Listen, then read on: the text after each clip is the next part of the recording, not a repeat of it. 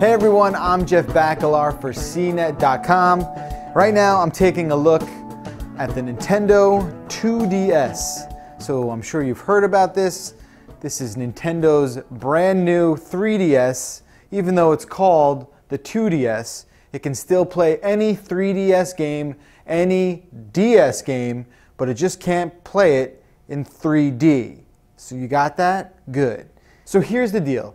It feels pretty cheap because it is cheap. It's only $130, but it's not really for the adult portable gamer. So it's not really for me, and it's not really for any older gamers. It's for your kids because they break stuff. And this is kind of unbreakable. It doesn't have a hinge like the 3DS, so it makes it a little less breakable. The only real moving parts on this thing are the joystick, and I can't really see a little kid breaking this as easily as he or she would with the 3DS. So that's basically the idea behind the design. So it's got this really interesting sort of wedge-shaped design. Kind of looks like a doorstop in many ways. The back buttons, the L and R shoulder buttons, are enormous. They're a lot bigger than what you're used to on the 3DS or the 3DS XL. That said, that's really the biggest sort of changes you'll notice. There's also a different location for the headphone port. The home button feels a little differently, and to shut the screen off, you now have this sleep switch instead of being able to close the screen like you could on the 3DS.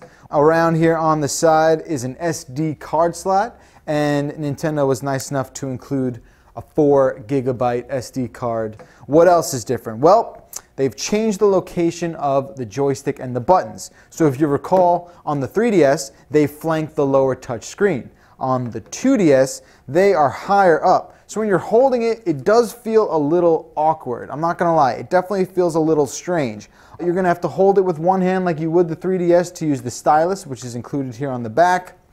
Other than that, like I said, not a gigantic difference. Here's something that's a little weird.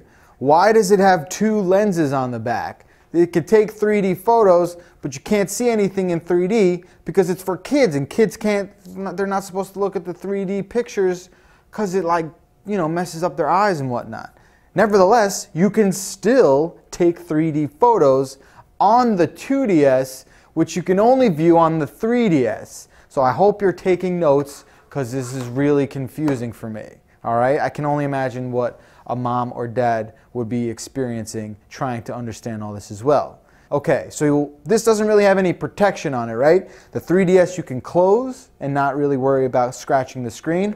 What's going to happen when you give this to a 5-year-old? It's going to get really gunky and messy, and it's going to get food and all the other things that these kids find themselves playing around with. It's going to get on the sides here. It's going to be a disaster. So Nintendo is selling for $12.99 a little pouch here that can fit the 2DS very easily.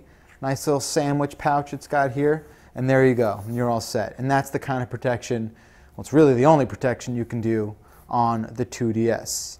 So that will just about do it. Interestingly enough, the cartridge little slot in the back here is just moved off to the side, no big deal. It's got that same power interface as the 3DS and the 3DS XL. And that is just gonna about do it for my first look at the Nintendo 2DS. For CNET.com, I'm Jeff Bakalar. Thanks for watching.